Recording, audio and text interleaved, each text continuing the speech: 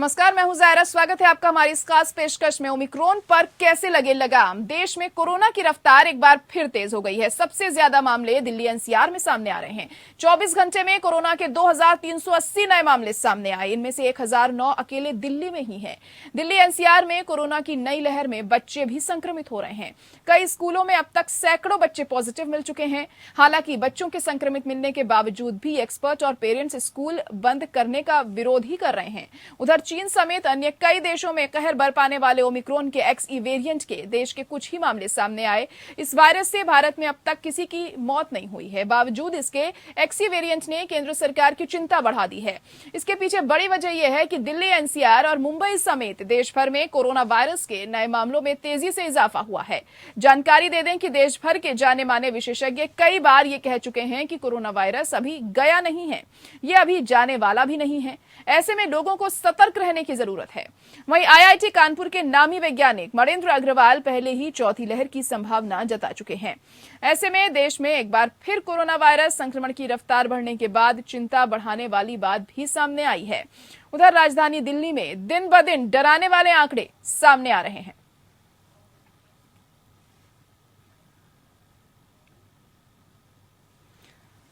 तो corona cases लगातार बढ़ते जा रहे हैं। 2000 के ऊपर ये आंकड़ा 2 दिन से हम देख रहे हैं बना हुआ है, जो पिछले दिनों अभी 1000 से भी कम हो गया था। हम देख रहे थे 700-800 केस 24 घंटे में सामने आ रहे थे देश में, लेकिन अब अचानक से जो बढ़ोतरी हमें देखने को मिल रही है, इसने सभी लोगों की चिंता में इजाफा कर दिया है। और खासतौर से इस बार जो बच्चे हैं वो ज्यादा संक्रमित हो रहे हैं। तो अभिभावक खासे परेशान हैं इस बात को लेकर। और साथ ही साथ अब ये देखना होगा कि आखिर किस तरीके से अब इस पर लगाम लगाई जाती है, क्योंकि एक बार फिर से चौथी लहर का खतरा मंडराता हुआ दिखाई दे रहा है।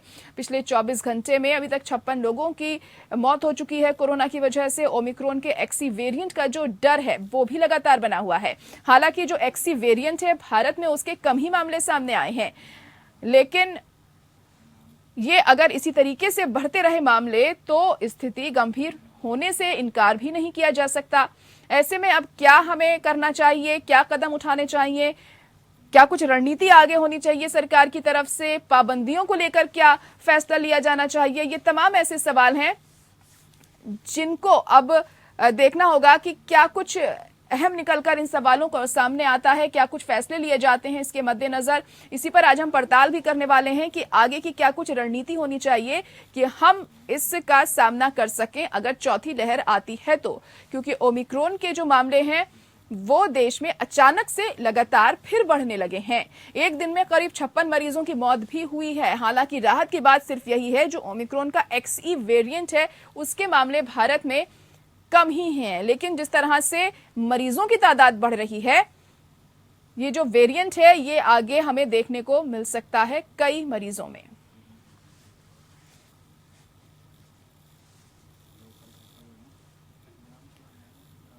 हालांकि विशेषज्ञों का मानना है कि एक्सी वेरिएंट अभी गया नहीं है और इसकी वजह से दिक्कतें भी पेश आ सकती हैं।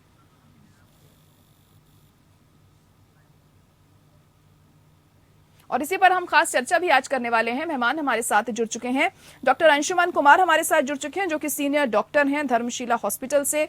डॉक्टर शरद सिंघी भी हमारे साथ बने हुए हैं, सीनियर डॉक्टर रेडिक्स हॉस्पिटल से हमारे साथ जुड़े हुए हैं। आप दोनों का बहुत स्वागत है हमारे इस खास प्रोग्राम में। डॉक्टर अंशुमान, अब हम जैसे कि देख रहे हैं अचानक जो केसेस हैं बढ़ना शुरू हो चुके हैं। 2000 के ऊपर ये जो आंकड़ा है ये पहुंच चुका है और पेरेंट्स भी डरे हुए हैं स्कूल भेजने से बच्चों को कि वो कहीं संक्रमित ना हो जाएं। और कई केसेस भी सामने आए हैं स्कूलों में, हमने देखा पॉजिटिव केसेस। तो ऐसे में अब आगे क्या रणनीति होनी चाहिए और ये जो अचानक केसेस बढ़े हैं इसके पीछे क्या वजह मान रहे हैं? पहले तो जरा ये पैनिक नहीं करना है। पहली रणनीति यही होनी चाहिए, पैनिक या तो सरकार हो या तो ये हो, क्योंकि अब कोई नई चीज नहीं रही। 2.5 साल की स्टडी है, 2.5 साल 1-2 कंट्री की नहीं पूरे विश्व की स्टडी है, तो हमें मालूम है क्या कैसे बिहेव करेगा। दूसरी बात कि सडनली केसेस क्यों बढ़े, खास करके कितने केसेस बढ़े हैं। 2000 कुछ केसेस हुए हैं। याद है पहले per day lakh 4-4 lakh cases आ रहे थे। तो 2000 इस तरह के सर्ज वायरल एपिडेमिक में होता ही है, कुछ नया नहीं है। और ये पूरे कंट्री के 2000 केसेस हैं, उसमें 43% केसेस आपने देखा दिल्ली में बढ़े। तो दिल्ली में बढ़ने के क्या कारण है? दिल्ली एक पोरस बॉर्डर का शहर कह सकते हैं या सेमी स्टेट कह सकते हैं, जिसमें हरियाणा के 2 सिटी और यूपी के 2 सिटी लगते हैं, जिसमें पर डे अगर आप मॉनिटरिंग करें, इलेक्ट्रॉनिक मॉनिटरिंग, तो लाखों लोग काम करने के लिए दिल्ली आते हैं और दिल्ली से जाते हैं।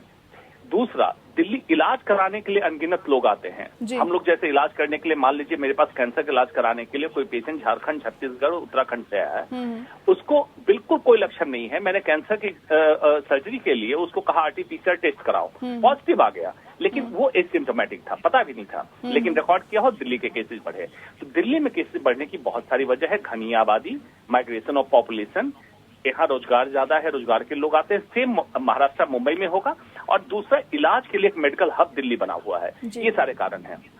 तो हमें जरूरत क्या है, पैनिक ना करें। दूसरी बात, ओमिक्रॉन को हमने देखा है, एक ही वेरिएंट, उसी का एक लिनियज है, BA1 BA2 का हाइब्रिडाइजेशन है, हमें एहतियात करना है। लेकिन आप ये जानिए, हम बार बार कह रहे हैं कि इतने लोग वैक्सीनेट हो गए, लेकिन जितने लोग वैक्सीनेट नहीं हो उनकी बात कोई नहीं कर रहा है। अभी भी हमारी आबादी में कितने लोग ऐसे हैं जो डर से या किसी भी कारण से, रिचुअल रीजन से वैक्सीनेशन नहीं लिया है, वो वैक्सीनेट लें। कारण ये है, वही एक कड़ी बने हुए हैं जिसके कारण वायरस ट्रांसमिट होता जा रहा है, अलग अलग वेरिएंट्स बन रहे हैं। अदरवाइज हिंदुस्तान की वैक्सीनेशन पॉलिसी अब जाके काफी अच्छी हो चुकी है। कुछ लोगों के और सहयोग की जरूरत है हमें। जी बिल्कुल, जाहिर तौर पर वैक्सीनेशन यहाँ पर बहुत ज्यादा महत्वपूर्ण है, क्योंकि हमने देखा जाए तो तीसरी वेव में जो स्थिति बहुत ज्यादा खराब नहीं हुई थी इसी वजह से, क्योंकि काफी लोग वैक्सीनेट हो चुके थे।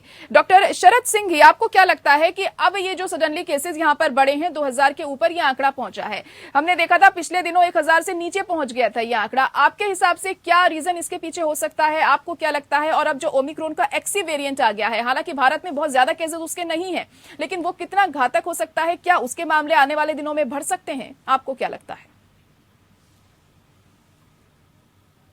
एक्चुअली में जितने केसेस अभी हो रहे हैं, ये देखिए धीरे धीरे बढ़ ही रहे हैं, और लास्ट 15 दिन में बढ़े हैं, बहुत सिग्निफिकेंट नहीं है, बट प्रॉब्लम सबसे बड़ी है कि रिपोर्टेड भी नहीं है। बहुत लोगों को वायरल होता है, कई लोग टेस्ट करवाते हैं, कई लोग नहीं करवाते, कई तो बल्कि जो ज्यादा पढ़े लिखे लोग हैं वो नहीं भी करवाते हैं टेस्ट जी। तो एग्जैक्ट फिगर भी नहीं है हमारे पास, but everything said and done, जितने भी मेरे पास भी क्लिनिक में जितने भी पेशेंट आए जिनको ये पॉजिटिव हुआ, तो वो बहुत माइल्ड केसेस रहे हैं, ज्यादा सीवियर केसेस नहीं रहे हैं, बहुत माइल्ड केसेस रहे हैं। मीन्स उनको सबको फीवर रहा है और डेफिनेटली टेस्ट और स्मेल की किसी को प्रॉब्लम रही है, कोल्ड कफ रहा है, बट वो normally with home isolation and with usual treatment, अब क्योंकि अब इतने वेरिएंट्स हो गए हैं, इतना हमने पहले भी कोविड ट्रीट किया है, तो नॉर्मली वो इन्फेक्शियस तो हैं डेफिनेटली, बट सीरियस नहीं है, ज्यादा हॉस्पिटल एडमिशन की इतनी जरूरत नहीं पड़ रही है। तो अभी भी प्रोटेक्शन की मेन चीज है कि बीच में एकदम से हमने मास्क भी हटा दिया, सब कुछ हटा दिया, सैनिटाइजिंग करना बंद कर दिया, ओपनली वैसे ही काफी पार्टीज होने लगी, तो वो उन चीजों को थोड़ा सा हमें ध्यान रखना है। जी जी, जो तमाम चीजें ध्यान रखनी है और खुद हमने ये जिम्मेदारी लेनी है कि हमें खुद भी बचना है, दूसरों को भी बचाना है, कोविड प्रोटोकॉल्स का खासतौर से ध्यान रखना है। डॉक्टर अंशुमान, क्या जो केसेस बढ़े हैं ये एक बड़ी वजह इसके पीछे ये भी हो सकती है कि लोग अब बहुत ज्यादा अपनी जिंदगी नॉर्मली लेने लग गए थे, अब मास्क लगाना छोड़ दिया था, जुर्माना भी हटा दिया गया था दिल्ली में, तो हमने देखा था, क्या ये एक वजह लापरवाही लोगों की तरफ से बढ़ती गई जो ये केसेस आए हैं सामने, अब धीरे धीरे बढ़ रहे हैं? देखिए, जब दंड की नीति थी मास्क के ऊपर, तब भी कितने लोग प्रॉपर मास्क लगाते थे। इस पे बड़ी अच्छी एक ऑब्जर्वेशनल स्टडी की हुई कि मास्क तो है, कान के ऊपर उसका धागा लगा हुआ है या सर के ऊपर लगा हो, लेकिन क्या नाक और मुंह को पूरी तरह ढका हुआ है? प्रैक्टिकली 95% लोग मास्क नहीं लगा रहे थे। तो आप अगर ये कहें कि अभी दंडात्मक नीति नहीं है, मतलब दंड नहीं होगा, इसके लिए केसेस बढ़ गए, गलत है। मेडिकल का हर समय स्ट्रेटजी, डायनेमिक स्ट्रेटजी रखना चाहिए। जब केसेस डाउन हुए तो आप मास्क की नीति हटा दीजिए, मतलब उस पर कोई दंड नहीं है। इससे पब्लिक में एक ट्रस्ट होगा कि अब केसेस कम है तो सरकार ने नीति में सुधार किया कि मास्क लगाने की जरूरत नहीं है। क्यों? मास्क हमारा नेचुरल प्राकृतिक चीज नहीं है। अगर ऐसा होता तो बच्चा जब पैदा होता तो मास्क लगा के पैदा होता, ऐसा नहीं हो रहा है। मतलब हमें नेचुरल हवा ही सांस में लेनी है। और कोरोना वायरस आज है, आगे भी रहेगा। हिस्ट्री के हिसाब से 1918 में स्पेनिश फ्लू रहा, आज तक है। क्या आप मास्क लगा के घूम रहे हैं? नहीं घूम रहे हैं। और आने वाले समय में 2 साल 5 साल बाद लोग हंसेंगे कि कैसी बात करते थे कि हर समय मास्क लगा बैठो, घर में मास्क लगा बैठो। ऐसा नहीं होता है। तो ये ढिलाई नहीं। हाँ, पब्लिक ढिलाई तब भी करती थी जब पूरी पाबंदी थी, और पब्लिक ढिलाई अब भी कर रही है। अब जरा सा सपोर्ट है, सरकार ही कह रही तो हम ढिलाई कर रहे हैं, एक्सक्यूज कह सकते हैं, अदरवाइज पब्लिक ढिलाई तब सुपर स्प्रेडर इवेंट हर समय हर एक्सपर्ट हर डॉक्टर कह रहा है उसको अवॉइड कीजिए, जैसे मेजर गैदरिंग, मेजर पार्टी, चुनावी रैलियां, धार्मिक संस्थान, इस तरह का अवॉइड कीजिए। वो आज भी एप्लीकेबल है, आज भी रहेगा, कितनी भी पाबंदियां हट जाए उसकी जरूरत है। और अभी केसेज अगर बढ़े हैं तो फिर से सरकार ने कहा कि मास्क लगाओ, बिल्कुल लगाना चाहिए। जी जी, मास्क लगाना जरूरी तो है ही, और ये कहीं ना कहीं आपको कुछ हद तक तो बचाता ही है कोरोना से। पूरी तरीके से तो नहीं कह सकते हैं, लेकिन काफी हद तक अगर आपको होता भी है तो उस लेवल पर नहीं पहुंचता है कि आपको हॉस्पिटल जाने की नौबत आए। डॉक्टर शरद सिंह जी, आप इस पर क्या कहेंगे? क्योंकि हमने पिछले 3 वेव्स में ये बात भी देखी थी कि लोग अपने घरों में ही इलाज करना शुरू कर देते हैं, मसलन काढ़ा पीने लगते हैं, विटामिन सप्लीमेंट्स भी लेने लगते हैं। तो क्या अब एक बार फिर से लोगों को अब ये वाली लाइफस्टाइल अपनानी होगी? क्योंकि जब नॉर्मल थोड़ी लाइफ अब हो गई थी तो ये सब चीजें छोड़ दी थी लोगों ने। नहीं, देखिए, एक तो बेसिक हेल्थ के जो गाइडलाइंस हैं वो तो सभी के लिए हैं। देखिए, कोविड आफ्टर ऑल एक वायरल डिजीज है, तो जो भी वायरस के लिए एक बेसिक गाइडलाइंस है कि जब आपको वायरस हो, इवन बाहर क्या आप घर से भी दूसरों से थोड़ा अलग रहिए, वो हमेशा एडवाइस हम करते थे एक नॉर्मल वायरस के लिए भी, ताकि वो स्प्रेड ना हो आपस में बहुत ज्यादा। और आप लाइट डाइट लीजिए, आप एक्सरसाइज अवॉइड करिए, थोड़ा रेस्ट करिए, ये सब करिए। काढ़ा इज ठीक है, दैट्स अब मैं उसके ऊपर ज्यादा कमेंट नहीं कर पाऊंगा, बट बहुत ज्यादा काढ़ा लेने से भी एसिडिटी होती है। तो ये जो रूटीन एक चीजें हैं, 3-4 दिन आप करिए। अगर आपको लगता है कि नहीं, अगर ज्यादा कोई सीरियस है, देखिए ओल्ड एज है, यंग बच्चा है, या ज्यादा सिम्टोमेटिक हो रही है, then consult doctor, that is better. और 3-4 दिन से ऊपर भी अगर चल रहा है कोई चीज तो consult doctor, better to consult doctor. But initially आप, और आजकल तो ऑनलाइन भी ये सारी सुविधाएं अब उपलब्ध है, तो आप ऑनलाइन भी कंसल्ट कर सकते हैं डॉक्टर से, तो that is a helpful thing. जी जी, डॉक्टर अंशुमान, हम देख रहे हैं कि एक्सी वेरिएंट के भी भारत में बहुत ज्यादा केसेस नहीं है, लेकिन ये इस वेरिएंट की हम बात करें तो ये कितना घातक है, कितनी तेजी से ये फैलता है, इसके बारे में क्या कुछ जानकारी मिल पा रही है? यूके में इसकी स्टडी पब्लिश हो गई। यूके में एक्सी वेरिएंट जनवरी में भी आ चुका था। एक्सी वेरिएंट बेसिकली ओमिक्रॉन के जो 3 लीनियज थे, BA.1, 2, 3, उसमें BA.1 और BA.2 का हाइब्रिडाइजेशन है, मतलब संक्रमण है। आप जैसे जर्सी गाय और देसी गाय को मिला दें, उस टाइप का एक सी वेरिएंट हो गया। इसमें सिर्फ यही देखा गया कि BA.2 में जो संक्रमण क्षमता जितनी थी उससे 10 गुना ज्यादा संक्रमण क्षमता है, लेकिन हॉस्पिटलाइजेशन नहीं है, ऑक्सीजन की रिक्वायरमेंट नहीं है, और अति गंभीर रूप नहीं लिया है। जो लोग खास करके वैक्सीनेटेड हैं, चिंता का विषय vulnerable age group, vulnerable comorbid condition वाले लोग, या जो अनवैक्सीनेटेड पॉपुलेशन है, उनके लिए ओमिक्रॉन जैसे कभी कभी घातक हुआ है, एक्सी भी उतना ही घातक है, इसलिए उतना चिंता के विषय। दूसरा क्या है कि जितने केसेज आप एक्सी के आज देख रहे हैं भारत में, ये समझ लिए 10 दिन पुरानी बात है, क्योंकि जेनोमिक सीक्वेंसिंग होने के बाद ही आप कह पाते हैं एक्सी वेरिएंट है। RT-PCR पॉजिटिव आया, जेनोमिक सीक्वेंस के लिए सैंपल गया, रिपोर्ट आई, तब तक ये बात 10 दिन पुरानी हो गई। जितने केसेज आज हैं, इसकी रिपोर्ट आपको 10 दिन बाद पता चलेगी कि आज जब हम डिबेट कर रहे थे एक्सी वेरिएंट के कितने केसेज हैं। अगर हम बहुत ट्रांसपेरेंसी के साथ जेनोमिक सीक्वेंस कराएं तो, इसलिए डरने की जरूरत नहीं है, पैनिक करने की जरूरत नहीं है, एहतियात जरूर बरते। फर्स्ट वैक्सीनेशन, सेकेंड डिस्टेंसिंग, और थर्ड मास्क अब लगाएं, क्योंकि अभी केसेज बढ़ रहे हैं, तो हाई वायरल लोड से आप बच जाएंगे। हाई वायरल लोड से ही आपको बचना है। जी बिल्कुल, और सतर्क रहना है, वैक्सीनेशन करवाना है, ये तमाम ऐसी चीजें हैं जो अपने आप करवाइए तो बच सकते हैं, या फिर गंभीर बीमारी आपको नहीं होगी। डॉक्टर शरद, आपको क्या लगता है ऐसे में जो सबसे ज्यादा सेंसिटिव कौन से लोग हैं जिन्हें ये जो वायरस है ज्यादा अटैक कर सकता है? जैसे हमने पहले भी देखा था, जो बुजुर्ग होते थे उनमें अगर कोई बीमारी है तो वो ज्यादा सेंसिटिव होते थे इस तरह के वेरिएंट के, कि वो उन पर आ जाए, वो इससे ग्रसित हो जाएं। तो उन लोगों को खासतौर से क्या ध्यान रखना है, और जो छोटे बच्चे हैं खासतौर से उनके लिए, क्योंकि अभी तो उनकी वैक्सीनेशन भी नहीं आई है? डेफिनेटली, देखिए, सबसे पहले जो आपने सवाल पूछा है बहुत इम्पोर्टेंट है कि जो कौन से एट रिस्क ग्रुप्स हैं। एक तो डेफिनेटली छोटे बच्चे, मीन छोटे बच्चे में तो बहुत ही छोटे बच्चे, may be in the age of 4 और 5 they are at risk. Specially जो 1 साल से छोटे हैं वो तो बहुत ही ज्यादा रिस्क है। और देन अबव 75, या कई बार देखिए 70 age is not a factor, age के साथ आदमी कई बार हेल्दी भी होता है, बट अगर उसके साथ प्रॉब्लम है कि कोमॉर्बिडिटी है कि नहीं, जैसे अगर कोई मोटा है, ओबीज है, अगर वो 50 साल का भी है तो वो बहुत एट रिस्क है। अगर किसी को डायबिटीज है, हाई ब्लड प्रेशर है, हाई कोलेस्ट्रॉल है और फिजिकल एक्टिविटी बिल्कुल नहीं है, किसी की सेडेंटरी लाइफस्टाइल है, तो वो या कोई स्मोकर है, तो ये ब्रॉडली मैं बता रहा हूँ। तो ये प्लस क्या है कि ये इवन दिल्ली जैसे नॉर्दर्न इंडिया में खास करके क्योंकि बहुत ज्यादा पोल्यूशन लेवल हाई है, तो हमें बहुत केयरफुल रहना होता है। जी जी। बिकॉज ऑलरेडी लंग्स तो आधे से ज्यादा लोगों का बहुत सीवियरली डैमेज है बिकॉज ऑफ द पोल्यूशन। तो इन लोगों को ज्यादा हमें, और definitely vaccination and social distancing important. कोई भी बिल्कुल कोई पार्टी या कोई शादी, इसमें कम से कम लोग रखें, डिस्टेंस मेंटेन करें, ये बहुत इम्पोर्टेंट है जी। और आपका दूसरा सवाल क्या था? एक तो एट रिस्क ग्रुप के बारे में आपने पूछा था, दूसरा सवाल क्या पूछा जी था? जी, जो बुजुर्ग हैं, जो ज्यादा सेंसिटिव होते हैं, जो बीमारी से ग्रसित होते हैं, क्या वो लोग ज्यादा जल्दी ग्रसित हो जाएंगे फिर इससे, ये जानना चाह रहे थे। हाँ, ऑफ कोर्स जी जी। बिकॉज उनका एक तो नॉर्मल इम्यूनिटी नहीं है, दूसरी खास करके डायबिटीज, मतलब डायबिटीज और जो स्मोकर है टोबैको, तो ये बहुत बड़ा हाई रिस्क, मेरे हिसाब से बहुत हाई रिस्क। या फिर ऐसे कैंसर के पेशेंट या कुछ ऐसे लोग जो इम्यूनिटी को कम करने की कुछ इंजेक्शन या दवाइयां ले रहे हैं, या तो उनमें इम्यूनिटी लेवल बहुत डाउन होता है। इन तीन खास करके एज ग्रुप को बहुत केयरफुल होने की जरूरत है।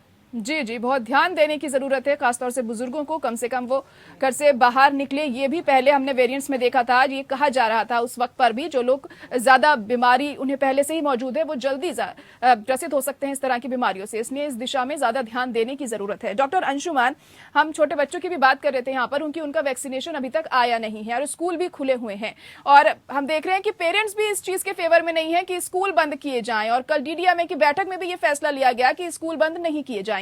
तो ऐसे में किन बातों पर सबसे ज्यादा ध्यान हमें देना चाहिए, अगर यहाँ छोटे बच्चों की बात हो रही है, 12 साल से छोटे बच्चे जिनका वैक्सीनेशन अभी नहीं आया है?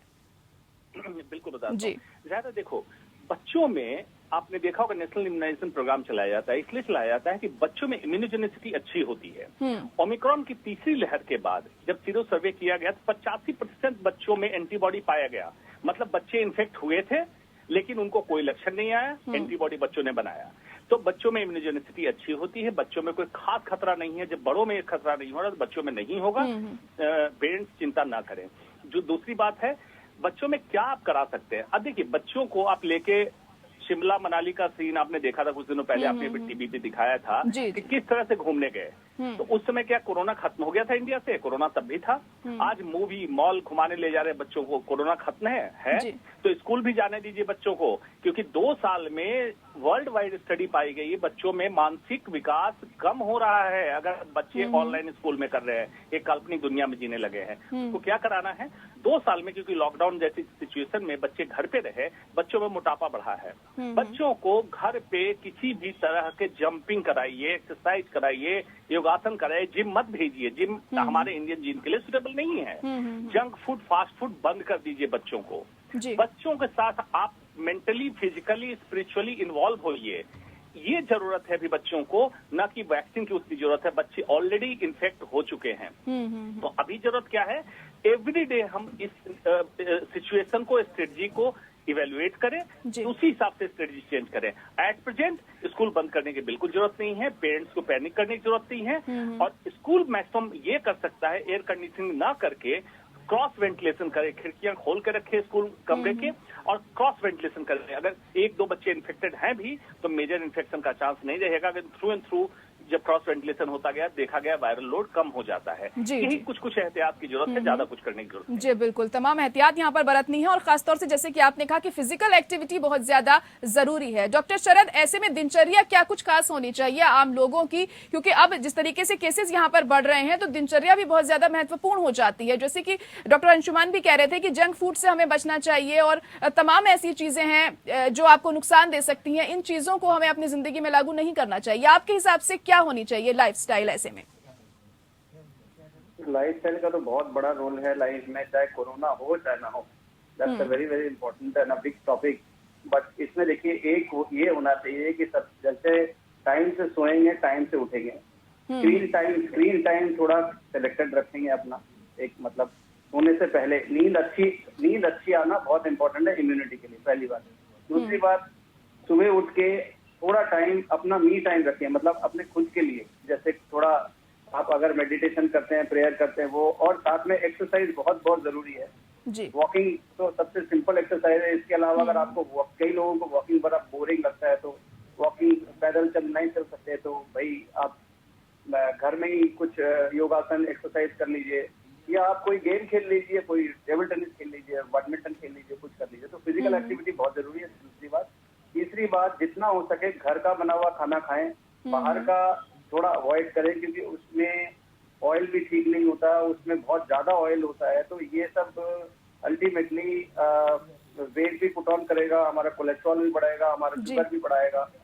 मतलब पैकेज फूड भी अवॉइड करना है जितना हो सके। तो फूड को लेके ये इम्पोर्टेंट पार्ट हो गया। स्लीप को लेके मैंने बता दिया, नींद को लेके, और एक्सरसाइज को लेके बता दी, यही चीज है। और डेफिनेटली इसके अलावा अगर आप हाँ, और लोगों से मिलते रहे, बात करते रहे, चाहे फोन पे चाहे वैसे कभी कभी, क्योंकि उससे क्या है कि एक स्टडी आई थी जिसमें उन्होंने बताया है कि अगर आप एक कांटेक्ट में रहते हैं लोगों के साथ में, तो आपकी इवन पूरी की पूरी लाइफस्टाइल तो बेटर होती है, आपकी लाइफ स्पैन भी बढ़ती है। जी जी। तो फ्रेंड्स के साथ में कांटेक्ट में रहें, एक दो लोगों से मिले जी, वो सब कह सकते हैं एक इमोशनल सपोर्ट भी मिलता है आप अगर इस तरीके से बात करते हैं तो।